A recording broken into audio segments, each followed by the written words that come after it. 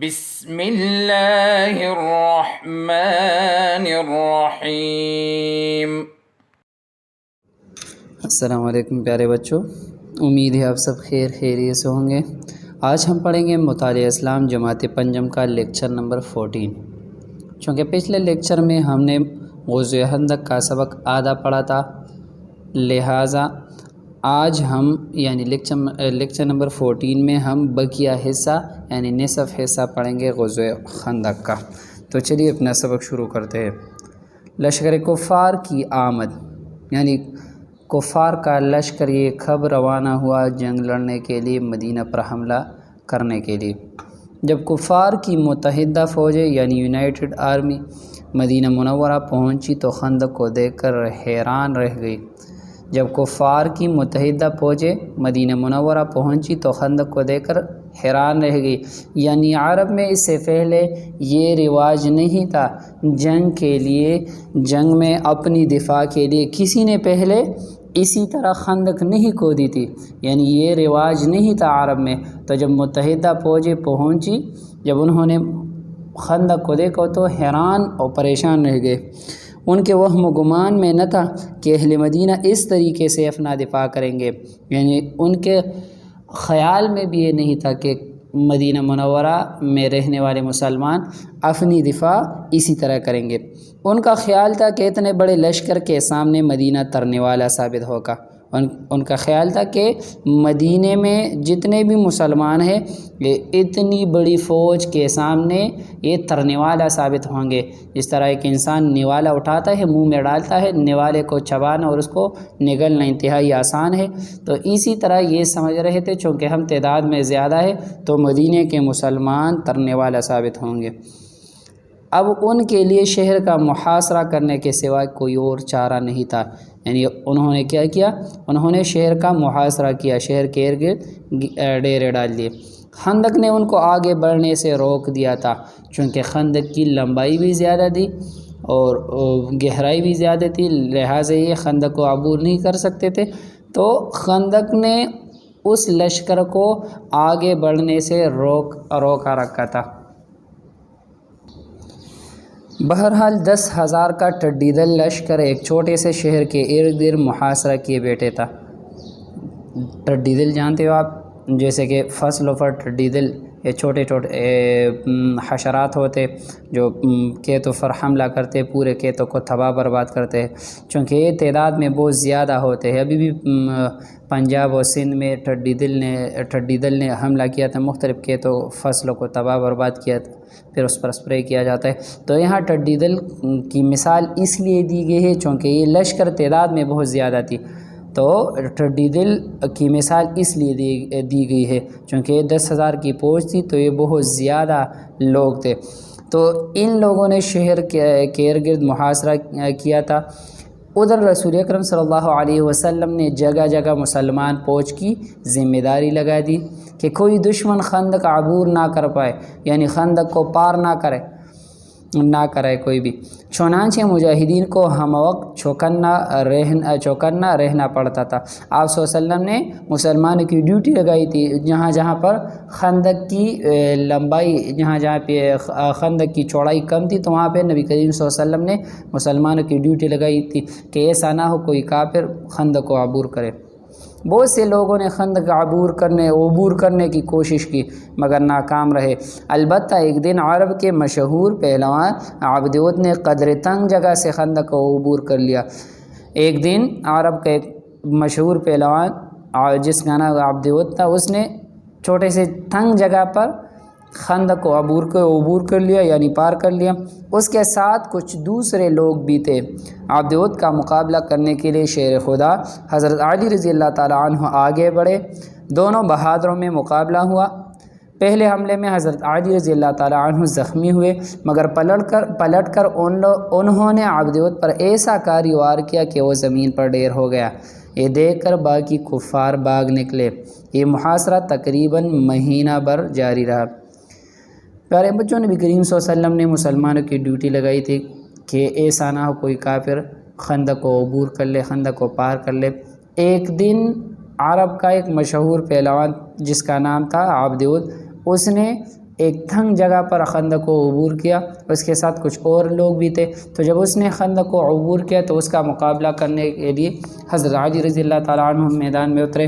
حضرت علی رضی اللہ تعالیٰ عنہ اور عبد ود کے درمیان لڑائی ہوئی، تو پہلے انہوں نے حضرت علی رضی اللہ تعالیٰ کو زخمی کیا، مگر جب آپ رضی اللہ تعالیٰ عنہ نے پلٹ کر وار کیا تو اس کو وہی پہ قتل کر دیا، باقی اس کے ساتھ ہی بھاگ گئے۔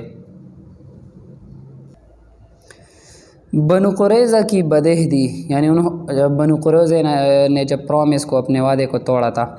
مدینہ میں یہودیوں کے 3 قبیلے آباد تھے، ان میں سے 2 قبیلے تو مدینے سے نقل مکانی کر چکے تھے، یعنی مدینے سے دوسری جگہ پر منتقل ہو چکے تھے۔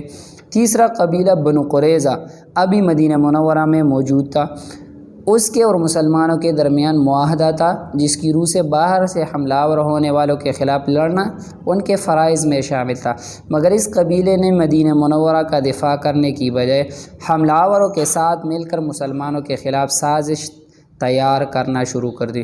پیارے بچوں، جس طرح ہم نے میثاق مدینہ میں پڑھا تھا کہ اگر باہر سے کوئی مدینہ پر حملہ کریں گے تو سب مل کر اس کی مدینہ منورہ کی دفاع کریں گے، اس دشمن کا مقابلہ کریں گے اور مدینہ منورہ کی دفاع کریں گے۔ یہ میثاق مدینہ میں تھا، چونکہ یہ 3 قبیلے آباد تھے مدینہ میں مسلمانوں کے ساتھ، تو پہلے دو قبیلے پہلے سے ہی نقل مکانی کر چکے تھے، مگر بنو قریظہ بھی مدینہ منورہ میں موجود تھا مسلمانوں کے ساتھ۔ تو جب کفار نے مدینہ منورہ پر چڑھائی کی، مسلمانوں نے خندق کو دی اپنی دفاع کے لیے، اسی دوران بھی یہ مسلمانوں کے ساتھ کھڑے نہ تھے، یعنی ان کی ذمہ داری یہ تھی، ان کے فرائض میں سے ایک فرض یہ بھی تھا کہ اس کا معاہدہ ہوا تھا مسلمانوں کے ساتھ کہ ہم مدینہ منورہ کی دفاع کریں گے، مگر وہ پھر بھی دفاع نہیں کر رہے تھے اور مسلمانوں کے خلاف سازشیں کر رہے تھے اور کفار کو اکسا رہے تھے کہ آ جائے، ہم آپ کے ساتھ ہیں۔ محاصرے کا خاتمہ۔ کفار کو مدینہ منورہ کا محاصرہ کیے ہوئے 25 دن سے زائد ہو چکے تھے، ان کے پاس خوراک، پانی اور جانوروں کے چارے کے ذخیرے ختم ہو چکے تھے۔ اس موقع پر آندھی کی صورت میں، آندھی یعنی طوفان، جب ہوا چلتی ہے تیز اس کو ہم کہتے ہیں آندھی، اس موقع پر آندھی کی صورت میں رسول اللہ تعالیٰ کی طرف سے خصوصی مدد نازل ہوئی۔ ہوا یہ کہ ایک رات سخت آندھی اور طوفان آیا، جس سے محاصرین کے خیمے اکڑ گئے، چولہوں پر رکھے ہوئے دیگچے الٹ گئے، جانور اپنے رستے توڑوا کر بھاگ گئے۔ گویا یہ آندھی کفار کے لیے عذاب الہی یعنی اللہ کا عذاب بن کر آئی تھی، جس نے ان کے لشکر کو منتشر کر دیا، یہاں تک کہ کفار کو بھاگنے کے سوا کوئی راستہ نظر نہ آیا۔ چنانچہ وہ رات میدان خالی کر کے اپنے گھروں کو چل دیے اور اللہ تعالیٰ نے اپنے رسول کو بغیر لڑے ہی فتح سے نواز دیا۔ پیارے بچوں، جب محاصرہ طویل ہو گئے، 25 سے زائد دن ہو گئے، تو ظاہر سی بات ہے اگر آپ کسی بھی جگہ پہ پڑاؤ ڈالو گے، آپ کسی بھی جگہ پہ قیام کرو گے تو آپ نے لازماً طور پر کچھ نہ کچھ کھانا ہوگا، کچھ نہ کچھ پینا ہوگا، اور عرب میں چونکہ پانی کی بہت زیادہ قلت ہے، تو یہ 10,000 کی لشکر، یہ بہت بڑی تعداد ہے۔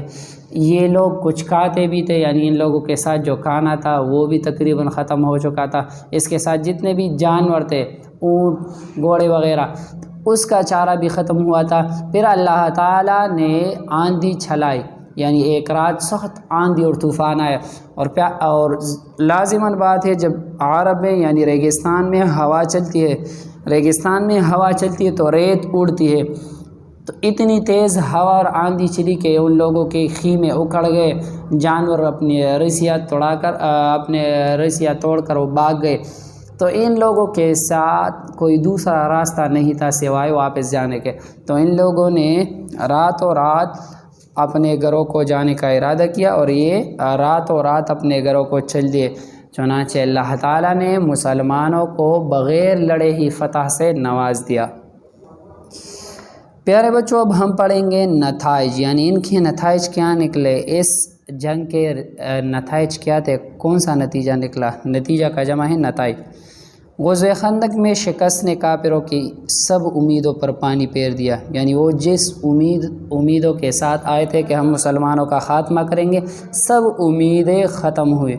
غزوہ خندق کے بعد کفار کے حملوں کا خطرہ ٹل گیا، ختم ہو گیا۔ پھر ان لوگوں میں اتنی ہمت باقی نہ رہی کہ وہ مسلمانوں پر حملہ کرے۔ عرب کے سردار قبیل قریش کی طاقت کا گھمنڈ خاک میں مل گیا، یعنی وہ اپنے آپ کو طاقتور سمجھ رہے تھے، تو اس کی یہ طاقت کا غرور وہ خاک میں مل گیا، ڈیر ہو گیا، ختم ہو گیا۔ انہوں نے مدینے پر حملہ کرنے کے بارے میں سوچنا چھوڑ دیا۔ غزوہ خندق کے بعد عرب میں اسلام تیزی سے پھیلنا شروع ہو گیا۔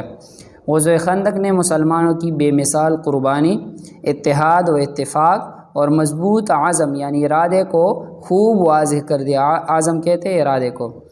یہودیوں کا کردار کھل کر سامنے آیا کہ یہودی مسلمانوں کے ساتھی نہیں، مسلمانوں کے دوست نہیں، یہ مسلمانوں کے ساتھ رہ رہے ہیں مگر یہ مسلمانوں کے خیر خواہ نہیں۔ تو یہودیوں کا کردار کھل کر سامنے آ گیا۔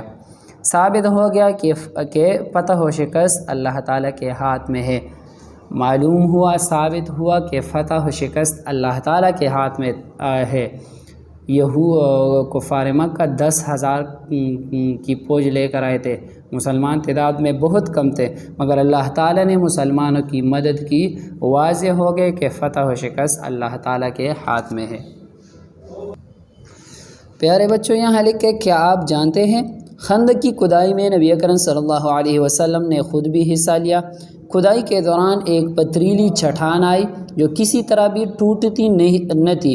نبی اکرم صلی اللہ علیہ وسلم نے کدال ہاتھ میں پکڑی اور بسم اللہ پڑھ کر ضرب لگائی تو وہ چٹان ریزہ ریزہ ہو گئی۔ پیارے بچوں، جس طرح اس سبق میں ہم نے پہلے پڑھا ہے یعنی لیکچر نمبر 13 میں کہ اس جنگ میں یعنی اس غزوے میں غزوہ خندق کے موقع پر نبی کریم صلی اللہ علیہ وسلم کے بہت سے معجزوں کا ظہور بھی ہوا، یعنی نبی کریم صلی اللہ علیہ وسلم کے بہت سے معجزے ظاہر ہوئے۔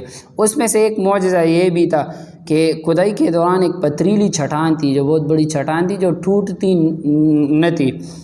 اس کو ٹوٹنا انتہائی مشکل کام تھا، یعنی بہت سے صحابہ کرام رضوان اللہ تعالی علیہم اجمعین نے بہت زیادہ کوشش کی مگر وہ نہیں ٹوٹ رہی تھی۔ تو نبی کریم صلی اللہ علیہ وسلم نے کدال ہاتھ میں پکڑی اور بسم اللہ پڑھ کر اس پر ضرب لگائی یعنی اس کو مارا تو وہ چٹان ریزہ ریزہ ہو گئی۔ یہ بھی نبی کریم صلی اللہ علیہ وسلم کا ایک معجزہ تھا۔ پیارے بچوں، اب ہم آتے ہیں تفہیم کی طرف۔ سب سے پہلا جو سوال ہے درست جواب پر ٹکا نشان لگائے۔ عربی زبان میں گروہ کو کہتے ہیں حزب، اور حزب کا جمع ہے احزاب، اس کو غزوہ احزاب بھی کہا جاتا ہے۔ تو عربی زبان میں گروہ کو کہتے ہیں حزب۔ خندق کی کھدائی میں حصہ لینے والے مجاہدین کی تعداد تھی 3000۔ خندق کی کھدائی کے لیے ہر گروپ مشتمل تھا 10 افراد پر۔ خندق کو عبور کیا عبد ود نے۔ مدینہ منورہ میں یہود کا تیسرا قبیلہ بھی موجود تھا، بنو قریظہ۔ سوال نمبر 2 کو دیکھیں۔ سوال نمبر 2 ہے خالی جگہ پر کریں۔ خالی جگہ پر کریں۔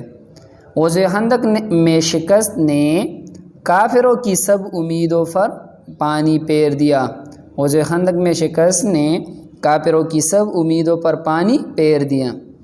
عرب کے سردار قبیل قریش کا غرور خاک میں مل گیا۔ غزوہ خندق کے بعد عرب میں اسلام تیزی سے پھیلنا شروع ہو گیا۔ یہودیوں کا کردار کھل کر سامنے آ گیا۔ واضح ہو گیا کہ فتح و شکست اللہ تعالیٰ کے ہاتھ میں ہے۔ پیارے بچوں، آپ نے تفہیم کے جو 2 سوالات ہیں اس کو صاف صاف اور خوشخط اپنے نیٹ نوٹ بک میں لکھنا ہے اور خوشخطی کا بہت زیادہ خیال رکھنا ہے۔ انشاءاللہ پھر ملیں گے نیکسٹ ویڈیو میں نیکسٹ لیکچر کے ساتھ۔ تب تک کے لیے اللہ حافظ۔ اللهم انفعنا بما علمتنا وعلمنا ما ينفعنا وزدنا علما